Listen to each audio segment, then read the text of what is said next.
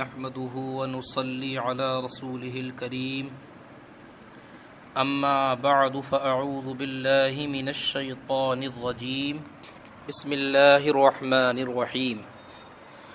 قال الله تعالى في القرآن المجيد والفرقان الحميد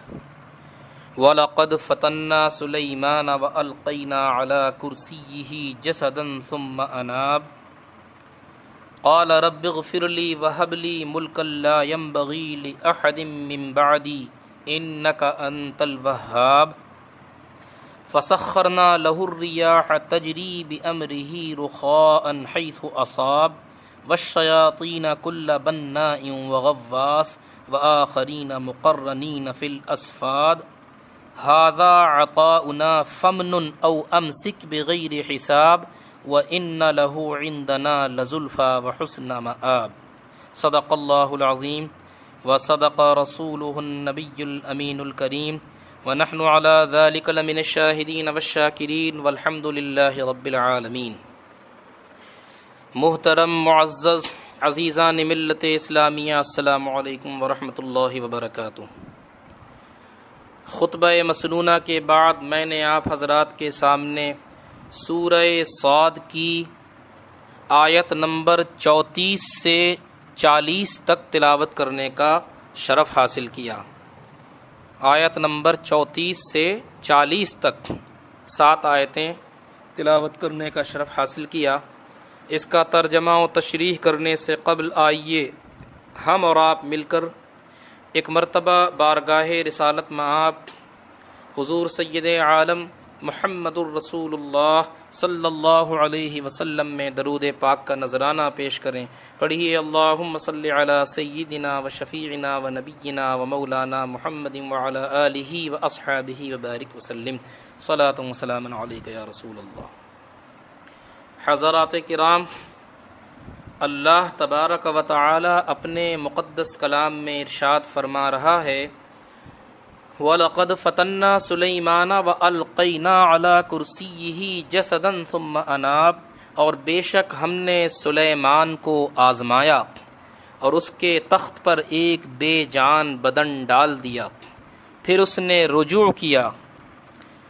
قال رب اغفر لی وہب لی ملکا لا ينبغی لأحد من بعدی انک انت الوہاب، عرض کی اے میرے رب مجھے بخش دے اور مجھے ایسی سلطنت عطا فرما جو میرے بعد کسی کو لائق نہ ہو، بے شک تو ہی بہت عطا فرمانے والا ہے۔ فسخرنا له الرياح تجری بامرہ رخاء حیث اصاب، تو ہم نے ہوا سلیمان کے قابو میں کر دی کہ اس کے حکم سے نرم نرم چلتی جہاں وہ پہنچنا چاہتے۔ والشیاطین کل بناء وغواص، اور ہر معمار اور غوطہ خور جن کو اور دوسرے بیڑیوں میں جکڑے ہوئے جنوں کو سلیمان علیہ السلام کے تابع کر دیا۔ وآخرین مقرنین فی الاسفاد، دوسرے بیڑیوں میں جکڑے ہوئے جنوں کو سلیمان کے تابع کر دیا۔ ھذا عطاؤنا فمن او امسک بغیر حساب، یہ ہماری عطا ہے تو تم احسان کرو یا نہ کرو، تم پر کوئی حساب نہیں۔ وَإِنَّ لَهُ عِندَنَا لَزُلْفَىٰ وَحُسْنَ مَآبٍ، اور بے شک اس کے لیے ہماری بارگاہ میں ضرور قرب اور اچھا ٹھکانہ ہے۔ حضرات کرام، میں نے آپ حضرات کے سامنے سورہ صاد کی جو یہ 7 آیتیں تلاوت کی ہیں، اس میں اللہ تبارک و تعالی اپنے پیارے نبی حضرت سلیمان علیہ السلام کا تذکرہ فرما رہا ہے۔ حضرت سلیمان علیہ السلام، ان کا پورا نام سلیمان بن داؤد ابن افشا بن عبید بن ناعر بن سلمون بن یخشون بن امینہ ذب بن ارم بن خزرون بن فارس بن یہودا بن یعقوب بن اسحاق بن ابراہیم ابو الربی نبی اللہ۔ تو یہ حضرت سلیمان علیہ السلام کا پورا نام اور سلسلہ نسب ہے۔ حضرت ابراہیم علیہ السلام کی اولاد میں آپ آتے ہیں اور آپ کے والد حضرت داؤد علیہ السلام ہیں۔ یوں تو حضرت داؤد علیہ السلام کے 19 بیٹے تھے، مگر آپ کے علم و ملک، آپ کے علم اور آپ کی خصوصیتوں کے جو صحیح معنی میں حامل اور مالک بنے اور حضرت داؤد کی خلافت کے جو صحیح معنی میں وارث ہوئے، وہ حضرت سلیمان علیہ السلام ہی ہوئے۔ حضرت سلیمان علیہ السلام زمین کے مشرق و مغرب کے مالک تھے،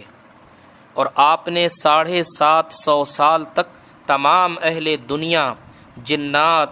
انسان، پرند چرند اور درندوں پر حکومت کی، اور اس کے ساتھ ساتھ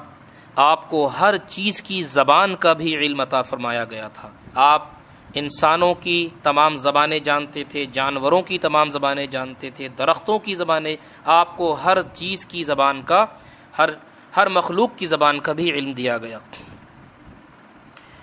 حضرت عبداللہ ابن عمرو ابن عاص بیان کرتے ہیں کہ رسول اکرم صلی اللہ علیہ وسلم نے فرمایا، جب حضرت سلیمان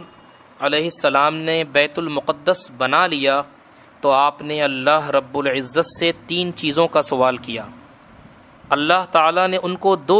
دو چیزیں عطا فرما دیں، اور ہمیں امید ہے کہ تیسری چیز بھی ان کو عطا فرما دی گئی۔ اچھا،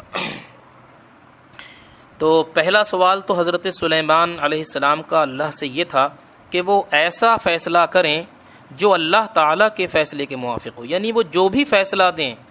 اپنی امت کے حق میں، وہ جو بھی فیصلہ کریں تو وہ فیصلہ ایسا ہو کہ وہ اللہ کے فیصلے کے موافق ہو۔ اللہ تعالیٰ نے ان کو یہ چیز عطا فرما دی۔ دوسرا سوال انہوں نے کیا اللہ تعالیٰ سے کہ مولا ان کو ایسا ملک عطا فرمائیں، ایسی بادشاہت عطا فرمائیں جو ان کے بعد کسی غیر کو کبھی میسر نہ آئے۔ اللہ تعالیٰ نے یہ بھی ان کو عطا فرما دیا۔ تیسرا سوال انہوں نے یہ کیا کہ جو بھی اس مسجد یعنی بیت المقدس میں 2 رکعت نماز ادا کرے، وہ اپنے گناہوں سے اس طرح پاک ہو جائے جیسے بچہ اس دن گناہوں سے پاک ہوتا ہے جس دن والدہ اسے پیدا کرتی ہے، جنم دیتی ہے۔ تو راوی کہتے ہیں کہ مجھے امید ہے کہ اللہ تعالیٰ نے یہ چیز بھی انہیں عطا کر دیں۔ حضرات محترم، اس میں جو میں نے پہلی آیت آپ حضرات کے سامنے بیان کی، علامہ ابو حیان محمد بن یوسف اندلسی رحمۃ اللہ علیہ فرماتے ہیں کہ اس آیت میں یعنی وَلَقَدْ فَتَنَّا سُلَيْمَانَ وَأَلْقَيْنَا عَلَى كُرْسِيِّهِ جَسَدًا ثُمَّ أَنَابَ، کہ بے شک ہم نے سلیمان کو آزمایا اور اس کے تخت پر ایک بے جان بدن ڈال دیا، پھر اس نے رجوع کیا۔ تو وہ فرماتے ہیں کہ جس آزمائش میں حضرت سلیمان علیہ السلام کو مبتلا کیا گیا، اللہ تعالیٰ نے آیت کے اندر نہ تو یہ بیان فرمایا کہ وہ آزمائش کیا تھی جس میں اللہ تعالیٰ نے حضرت سلیمان علیہ السلام کو ڈالا تھا، وَلَقَدْ فَتَنَّا سُلَيْمَانَ، ہم نے سلیمان کو آزمائش میں ڈالا، تو نہ تو اللہ نے اس کا کوئی تذکرہ فرمایا ہے قرآن کریم کے اندر، اور نہ ہی اس بات کا کوئی تذکرہ فرمایا ہے کہ ان کے تخت پر جس بے جان جسم کو ڈالا گیا اس کا مصداق کون ہے۔ البتہ اس کی تفسیر کے زیادہ قریب وہ حدیث ہے جس میں حضرت سلیمان علیہ السلام کے انشاءاللہ نہ کہنے کا ذکر ہے، اور وہ حدیث یہ ہے، ملاحظہ فرمائیے، حضرت ابو ہریرہ رضی اللہ عنہ سے روایت ہے، سرکار دو عالم صلی اللہ علیہ وسلم نے ارشاد فرمایا، حضرت سلیمان علیہ السلام نے یہ فرمایا تھا کہ میں آج رات اپنی 90 بیویوں کے پاس جاؤں گا، ان میں سے ہر ایک حاملہ ہوگی اور ہر ایک سے راہ خدا میں جہاد کرنے والا سوار پیدا ہوگا، لیکن یہ فرماتے وقت ان کی زبان مبارک سے انشاءاللہ تعالی نہ فرمایا، انہوں نے انشاءاللہ تعالی اپنی زبان سے نہ نکالا، تو بغیر انشاءاللہ کے انہوں نے یہ فرمایا کہ میں اپنی 90 بیویوں کے پاس جاؤں گا اور ان میں سے ہر ایک حاملہ ہوگی اور ہر ایک سے راہ خدا میں جہاد کرنے والا سوار پیدا ہوگا۔ تو ایک عورت کے علاوہ کوئی بھی عورت حاملہ نہ ہوئی، اور اس عورت کے یہاں بھی ایک ناقص بچہ پیدا ہوا۔ نبی کریم صلی اللہ علیہ وسلم نے فرمایا کہ اس ذات کی قسم جس کے قبضہ قدرت میں میری جان ہے، اگر حضرت سلیمان علیہ السلام نے انشاءاللہ فرمایا ہوتا تو ان سب عورتوں کے یہاں لڑکے ہی پیدا ہوتے اور وہ راہ خدا میں جہاد کرتے، مجاہد بنتے۔ تو ایک روایت میں تو یہاں 90 بیویوں کا ذکر ہے، اور ایک روایت میں 70 اور ایک روایت میں 100 بیویوں کے پاس جانے کا بھی ذکر ہے۔ اور یہ ممکن ہے کہ پچھلی شریعتوں میں اتنے نکاح کی اجازت تھی، تو یہ صرف ہماری شریعت ہے کہ ہماری شریعت میں اگر استطاعت ہے تو 4 کی اجازت ہے، لیکن استطاعت نہیں ہے، اور عام طور پر آج کے زمانے میں استطاعت نہ کے برابر ہی ہوتی ہے۔ بہت کم لوگ ایسے ہیں جن کے پاس استطاعت ہو۔ استطاعت سے مراد نان و نفقے کے علاوہ ہر چیز میں برابری کا حق بہر کیف۔ تو ایک روایت 70 بیویوں کی بھی ہے، ایک روایت 100 بیویوں کی بھی ہے۔ تو یہ تو وَلَقَدْ فَتَنَّا سلیمانہ کی تفسیر ہوئی کہ آپ نے انشاءاللہ نہیں کہا تھا، تو اللہ تبارک و تعالی نے ان کی صرف ایک ہی بیوی کو حاملہ فرمایا، اور وہ بھی اس کو بھی جو ہے ایک ناقص بچہ پیدا ہوا۔ اور یہ کیوں ہوا؟ کیونکہ آپ نے انشاءاللہ نہیں کہا تھا۔ معلوم یہ ہوا کہ انشاءاللہ کہنے کی کتنی فضیلت ہے۔ اگر کسی کام میں انشاءاللہ کہہ دیا جائے تو پھر وہ کام اللہ تبارک و تعالی کے کرم سے، اس کے رحم سے ضرور پورا ہوتا ہے، لیکن جائز کام ہونا چاہیے۔ دوسری آیت تھی قال رب اغفر لی وہب لی ملکا لا ينبغی لأحد من بعدی انک انت الوہاب۔ انہوں نے عرض کی اے میرے رب مجھے بخش دے اور مجھے ایسی سلطنت عطا فرما جو میرے بعد کسی کو لائق نہ ہو، بے شک تو ہی بہت عطا فرمانے والا ہے۔ حضرت سلیمان علیہ السلام نے انشاءاللہ کہنے کی بھول پر استغفار کر کے اللہ تعالیٰ کی طرف رجوع کیا اور بارگاہ الہی میں عرض کی اے میرے رب مجھے بخش دے۔ علامہ ابو حیان محمد بن یوسف اندلسی فرماتے ہیں کہ مستحب کاموں کے نہ کر سکنے پر بھی اللہ تعالیٰ کی بارگاہ میں عاجزی اور انکساری کا اظہار کر کے اس پر مغفرت طلب کرنا انبیاء کرام اور صالحین کا اللہ تعالیٰ کی بارگاہ میں ایک ادب ہے، تاکہ ان کے مقام و مرتبے میں ترقی ہو۔ یعنی انشاءاللہ کہنا ایک مستحب کام ہے، یہ کوئی فرض یا واجب نہیں ہے، لیکن جب کوئی مستحب کام کسی نبی سے چھوٹ جائے، جب کوئی نبی کسی مستحب کام کو نہ کرے تو وہ ان کے لیے بہت بڑا، وہ اپنے اعتبار سے بہت بڑا اسے گناہ تصور کرتے ہیں، اور وہ اس کے لیے بھی اپنے رب سے مغفرت طلب کرتے ہیں۔ یہ طریقہ انبیاء اور صالحین اللہ کے مقرب بندوں کا ہے کہ وہ ادنا سے ادنا بھی غلطی اگر ہو جائے، یعنی وہ غلطی جس کے جیسے مثال کے طور پر جو نوافل پڑھے جاتے ہیں، تو عام مومنین اگر نوافل پڑھیں تو انہیں ثواب، نہیں پڑھیں تو کوئی انہیں گناہ نہیں ہوتا ہے، کوئی عذاب نہیں ہے۔ انبیاء کرام کے لیے گناہ اور عذاب کا تو تصور ہی نہیں، لیکن اگر انبیاء سے نفل چھوٹ جائے تو وہ اپنے لیے اس کو ایک بہت بڑا ایک گناہ تصور کرتے ہیں، اور وہ اس پر بھی اللہ سے مغفرت طلب کرتے ہیں۔ تو انہوں نے انشاءاللہ نہیں کہا تھا، تو انہوں نے اللہ سے مغفرت طلب کی، استغفار کیا۔ حضرت ابو ہریرہ رضی اللہ عنہ سے روایت ہے، حضور اقدس صلی اللہ علیہ وسلم نے ارشاد فرمایا خدا کی قسم میں دن میں 70 سے زیادہ مرتبہ اللہ تعالیٰ سے استغفار کرتا ہوں اور اس کی بارگاہ میں توبہ کرتا ہوں۔ اس حدیث سے حضرات آپ غور فرمائیں، اللہ کے رسول کو استغفار کی کیا ضرورت، انہیں کیا حاجت توبہ کرنے کی، لیکن یہ ان کی عاجزی اور انکساری ہے اپنے رب کی بارگاہ میں، کہ وہ اپنے رب کی بارگاہ میں سب کچھ اللہ کے عطا فرمانے کے باوجود بھی استغفار کر رہے ہیں، توبہ کر رہے ہیں، جبکہ آقا کریم علیہ السلام اور انبیاء کرام تو بخشے بخشائے ہیں۔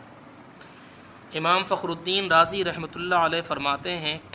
بعض اوقات کسی مقرب انسان سے افضل و اولا کام ترک ہو جاتا ہے تو اس وقت وہ مغفرت طلب کرنے کا محتاج ہوتا ہے، کیونکہ نیک بندوں کی نیکیاں مقرب بندوں کے نزدیک ان کے اپنے حق میں برائیوں کا درجہ رکھتی ہیں۔ وہی بات جو میں نے آپ حضرات کے سامنے بیان کی کہ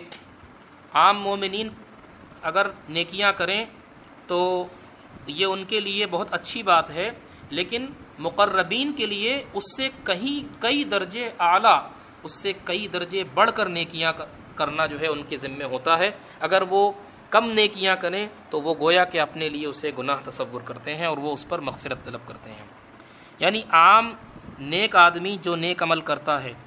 مقرب بندہ اس سے بہت بڑھ کر عمل کرتا ہے، اگر وہ بھی عام نیک آدمی جیسا ہی عمل کرے تو اسے وہ اپنے حق میں برائی سمجھتا ہے، کیونکہ اس کا مرتبہ یہ تھا کہ وہ اس سے بڑھ کر عمل کرتا۔ اچھا، آیت کا ایک جز ہے وَهَبْ لِي مُلْكًا لَا يَنبَغِي لِأَحَدٍ مِّن بَعْدِي، اور مجھے ایسی سلطنت عطا فرما جو میرے بعد کسی کو لائق نہ ہو۔ حضرت سلیمان علیہ السلام نے پہلے اللہ تعالیٰ سے مغفرت طلب کی، اس کے بعد ایسی سلطنت کی دعا مانگی جو ان کے بعد کسی کو لائق نہ ہو۔ اس سے معلوم ہوا کہ دعا میں دینی مقاصد کو دنیاوی مقاصد پر مقدم رکھنا چاہیے، اور یہ بھی معلوم ہوا کہ اللہ تعالیٰ سے مغفرت طلب کرنا دنیا میں بھلائیوں کے دروازے کھلنے کا سبب ہے۔ حضرت نوح علیہ السلام نے بھی اپنی امت کو اس کی تلقین کی، چنانچہ آپ فرماتے ہیں فَقُلْتُ اسْتَغْفِرُوا رَبَّكُمْ إِنَّهُ كَانَ غَفَّارًا وَيُمْدِدْكُمْ بِأَمْوَالٍ وَبَنِينَ وَيَجْعَلْ لَكُمْ جَنَّاتٍ وَيَجْعَلْ لَكُمْ أَنْهَارًا۔ تو میں نے کہا اے لوگوں اپنے رب سے معافی مانگو، بے شک وہ بڑا معاف فرمانے والا ہے، وہ تم پر موسلا دھار بارش بھیجے گا اور مال اور بیٹوں سے تمہاری مدد کرے گا، اور تمہارے لیے باغات بنا دے گا اور تمہارے لیے نہریں بنا دے گا۔ تو دیکھیے اس میں جو ہے سب سے پہلے کس چیز کی تلقین ہے؟ سب سے پہلے اس میں آخرت کی تلقین کی گئی ہے کہ مغفرت کو طلب کرو، اپنے لیے سب سے پہلے آخرت مانگو، اس کے بعد جب تم آخرت کی دعا کرو گے، مغفرت کی دعا کرو گے، تو پھر اللہ تعالیٰ تمہیں دنیاوی جو تمہاری ضروریات ہے وہ بھی پوری فرما دے گا، موسلا دھار بارش بھی بھیج دے گا، بیٹوں سے تمہاری مدد بھی فرما دے گا۔ تو پتہ یہ چلا کہ دعاؤں میں آخرت کی جو دعائیں ہیں ہمیں اسے مقدم رکھنا چاہیے، اس میں ہمیں دینی مقاصد کو مقدم رکھنا چاہیے اور دنیاوی مقاصد کو مؤخر رکھنا چاہیے، بعد میں مانگنا چاہیے۔ اللہ تعالیٰ نے اپنے حبیب صلی اللہ علیہ وسلم سے فرمایا وَأْمُرْ أَهْلَكَ بِالصَّلَاةِ وَاسْتَبِرْ عَلَيْهَا لَا نَسْأَلُكَ رِزْقًا نَحْنُ نَرْزُقُكَ، اور اپنے گھر والوں کو نماز کا حکم دو اور خود بھی آپ نماز پر ڈٹے رہیں، ہم آپ سے کوئی رزق نہیں مانگتے بلکہ ہم آپ کو روزی دیں گے۔ تو حضرات کرام ایک چیز یہاں پر یہ یاد رہے کہ حضرت سلیمان علیہ السلام نے جو بے مثل سلطنت طلب کی وہ معاذ اللہ کسی حسد کی وجہ سے نہ تھی، بلکہ اس سے مقصود یہ تھا کہ وہ سلطنت آپ کے لیے معجزہ ہو۔ اللہ تبارک و تعالی اپنے تمام انبیاء کو کوئی نہ کوئی معجزہ دیتا ہے، اور معجزے کا مقصد یہ ہوتا ہے کہ اس اللہ تعالیٰ کے کلمہ حق کو بلند کرنا اور حق کو نمایاں کرنا، حق کو آشکارا کرنا، یہ جو ہے معجزے کا مقصد ہوتا ہے۔ معجزے کا مطلب ہے کہ ایسا خرق عادت کام جو انبیاء کرام کے ہاتھ پر نمودار ہو، خرق عادت کو توڑنے والا، جو مطلب عادتاً محال ہو، جیسے ہوا میں اڑنا، ہاتھ لمبا کر کے دور سے کوئی چیز اٹھا کے لے آنا، یا لعاب دہن کنویں میں ڈال کر کھارے پانی کو میٹھا کر دینا، یا درخت کو بلانا تو درخت چل کر چلا آئے، اور درخت کا حضور اکرم صلی اللہ علیہ وسلم سے کلام کرنا، یہ سب جو معجزے بتائے سرکار کے معجزے ہیں۔ تو معجزہ خرق عادت کام، یعنی عادت کو توڑنے والا کام، اور وہ نبی کے ہاتھ پر ظاہر ہو، اسے معجزہ کہتے ہیں۔ تو حضرت سلیمان علیہ السلام نے اللہ سے ایسی بادشاہت مانگی جو ان کے بعد اور کسی کے نصیب میں نہ آئے، اور کسی کے پاس اس طرح کی بادشاہت نہ ہو، بے مثل سلطنت۔ اللہ تبارک و تعالی نے فرمایا قرآن کریم کی آیت ہے فَسَخَّرْنَا لَهُ الرِّيَاحَ تَجْرِي بِأَمْرِهِ رُخَاءً حَيْثُ أَصَابَ، تو ہم نے سلیمان کو ہوا قابو میں کر دی اور اس کے حکم سے وہ نرم چلتی جہاں وہ پہنچنا چاہتے۔ یعنی خلاصہ اس کا یہ ہے کہ جب حضرت سلیمان علیہ السلام نے دعا مانگی تو اللہ تعالیٰ نے ہوا آپ کے قابو میں کر دی، وہ آپ کے حکم سے اور جہاں آپ چاہتے اس طرف فرما بردارانہ طریقے پر نرم چلتی، اور ہر معمار اور غوطہ خور جن آپ کے تابع کر دیا۔ معمار آپ کے حکم سے آپ کی مرضی کے مطابق عجیب و غریب عمارتیں تعمیر کرتا، اور غوطہ خور آپ کے لیے سمندر سے موتی نکالتا۔ دنیا میں سب سے پہلے سمندر سے موتی نکلوانے والے حضرت سلیمان علیہ السلام ہی ہیں، اور سرکش شیطان بھی آپ کے لیے مسخر کر دیے گئے، جنہیں آپ ادب سکھانے اور فساد سے روکنے کے لیے بیڑیوں اور زنجیروں میں جکڑوا کر قید کر دیتے تھے۔ حضرات کرام، ایک چیز یہاں پر یہ آپ غور کریں کہ آپ کو یہ چیز یاد رہنا چاہیے، جنات پر حضور اکرم صلی اللہ علیہ وسلم ہمارے آقا کو بھی تصرف حاصل تھا، جیسا کہ حضرت ابو ہریرہ رضی اللہ عنہ سے روایت ہے، نبی کریم صلی اللہ علیہ وسلم نے ارشاد فرمایا کہ گزشتہ رات ایک بڑا خبیث جن آ کر مجھے چھیڑنے لگا تاکہ وہ میری نماز کو منقطع کروا دے، پس اللہ تعالیٰ نے مجھے اس پر قادر کر دیا، چنانچہ میں نے ارادہ کیا کہ اسے مسجد کے ستونوں میں سے ایک ستون کے ساتھ باندھ دوں تاکہ صبح کے وقت تم سب اسے دیکھتے۔ پھر مجھے اپنے بھائی حضرت سلیمان علیہ السلام کی دعا یاد آ گئی کہ اے میرے رب، مجھے ایسی سلطنت عطا فرما جو میرے بعد کسی کے لائق نہ ہو، تو میں نے اسے ذلیل و خوار کر کے لوٹا دیا۔ حدیث پاک بخاری شریف سے روایت ہے۔ اس حدیث سے صاف طور پر یہ پتہ چلتا ہے کہ ہمارے آقا محمد الرسول اللہ صلی اللہ علیہ وسلم کو بھی جناتوں پر تصرف تھا، اور آپ تو سرور کائنات ہیں، آپ کے لیے تو ہر چیز مسخر تھی، لیکن آپ نے ان کی رعایت کرتے ہوئے، ان کی دعا کی رعایت کرتے ہوئے آپ نے اس جن کو صرف ذلیل و خوار کر کے چھوڑ دیا، ورنہ آپ چاہتے تو صحابہ کرام کو اس کو دکھا بھی دیتے باہر کے۔ اور ہوا بھی ہمارے حضور صلی اللہ علیہ وسلم کے زیر تصرف تھی، کیونکہ اللہ کے رسول صلی اللہ علیہ وسلم تمام مخلوق کے رسول ہیں، اور اس میں ہوا بھی داخل ہے۔ البتہ حضرت سلیمان علیہ السلام کے تصرفات کا ظہور زیادہ ہوا، یعنی حضرت سلیمان علیہ السلام کو جو چیزیں اللہ نے عطا فرمائی تھیں وہ نمودار ہوئیں، ان کا ظہور ہوا، لیکن ہمارے آقا کے تصرف کی بہت سی چیزیں پوشیدہ تھیں، چھپی ہوئی تھیں۔ تو یہاں پر کوئی یہ نہ سمجھے کہ ہمارے آقا محمد الرسول اللہ صلی اللہ علیہ وسلم کے مقابلے میں حضرت سلیمان علیہ السلام کے تصرفات زیادہ ہیں۔ اچھا، اس کے بعد رب تبارک و تعالی فرماتا ہے ھذا عطاؤنا فمنن او امسک بغیر حساب، یہ ہماری عطا ہے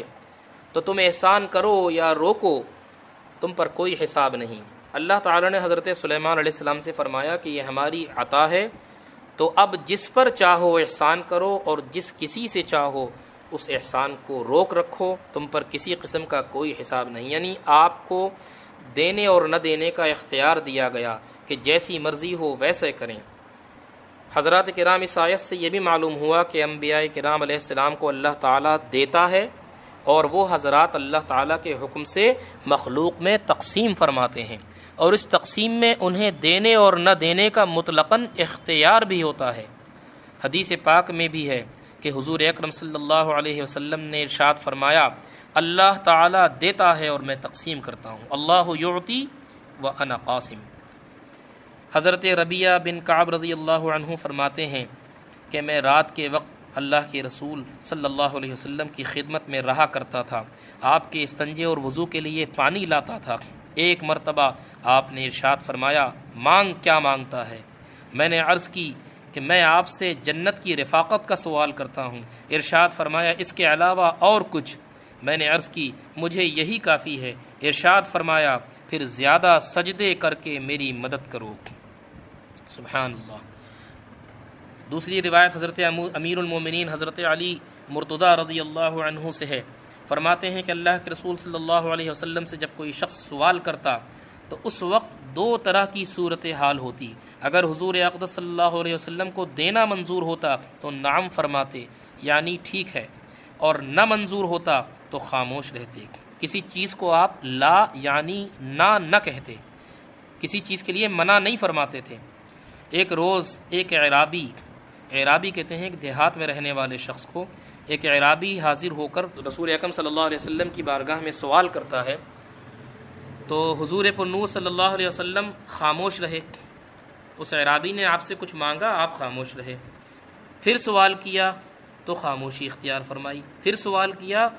جب تیسری مرتبہ سوال کیا تو اس پر حضور اقدس صلی اللہ علیہ وسلم نے فرمایا سل ما شئت یا اعرابی، اے اعرابی، اے دیہات کے رہنے والے، جو تیرا جی چاہے ہم سے مانگ۔ سبحان اللہ۔ حضرت علی مرتضیٰ کرم اللہ وجہ الکریم فرماتے ہیں کہ یہ حال دیکھ کر حضور اقدس صلی اللہ علیہ وسلم نے کہ حضور اقدس صلی اللہ علیہ وسلم نے فرما دیا ہے جو دل میں آئے مانگ لے۔ ہمیں اس اعرابی پر رشک آیا، ہم نے اپنے دل میں کہا اب یہ حضور اکرم صلی اللہ علیہ وسلم سے جنت مانگے گا، لیکن اعرابی نے کہا تو کیا کہا، میں حضور صلی اللہ علیہ وسلم سے سواری کا اونٹ مانگتا ہوں۔ ارشاد فرمایا عطا ہوا۔ عرض کی حضور اکرم صلی اللہ علیہ وسلم سے زیادہ سفر مانگتا ہوں، سفر کا توشہ، سفر کے اخراجات مانگتا ہوں۔ ارشاد فرمایا عطا ہوا۔ ہمیں اس کے ان سوالوں پر تعجب ہوا، اور اللہ کے رسول صلی اللہ علیہ وسلم نے ارشاد فرمایا اس اعرابی کی مانگ اور بنی اسرائیل کی ایک بڑھیا کے سوال میں کتنا فرق ہے۔ پھر حضور اکرم صلی اللہ علیہ وسلم نے اس کا ذکر ارشاد فرمایا کہ جب حضرت موسیٰ علیہ السلام کو دریا میں اترنے کا حکم ہوا اور وہ دریا کے کنارے تک پہنچے تو اللہ تعالیٰ نے سواری کے جانوروں کے منہ پھیر دیے کہ وہ واپس پلٹ آئے۔ حضرت موسیٰ علیہ السلام نے عرض کی یا اللہ عز و جل یہ کیا حال ہے؟ ارشاد ہوا تم حضرت یوسف علیہ السلام کی قبر کے پاس ہو، ان کا جسم مبارک اپنے ساتھ لے لو۔ حضرت موسیٰ علیہ السلام کو قبر کا پتہ معلوم نہ تھا۔ آپ نے لوگوں سے فرمایا اگر تم میں سے کوئی حضرت یوسف علیہ السلام کی قبر کے بارے میں جانتا ہو تو مجھے بتا دے۔ لوگوں نے عرض کیا کہ ہم میں سے تو کوئی نہیں جانتا، البتہ بنی اسرائیل کی ایک بڑھیا ہے، ہو سکتا ہے کہ وہ حضرت یوسف علیہ السلام کی قبر کے بارے میں جانتی ہو۔ آپ نے فرمایا وہ کہاں ہے؟ حضرت موسیٰ علیہ السلام نے اس کے پاس آدمی بھیجا۔ جب وہ آ گئی تو اس سے فرمایا کہ تجھے حضرت یوسف علیہ السلام کی قبر معلوم ہے؟ اس نے کہا ہاں۔ فرمایا تو مجھے بتا دے۔ اس نے عرض کی خدا کی قسم میں اس وقت تک نہ بتاؤں گی جب تک آپ مجھے وہ عطا نہ فرما دیں جو کچھ میں آپ سے مانگوں۔ حضرت موسیٰ علیہ السلام نے فرمایا تیری عرض قبول ہے۔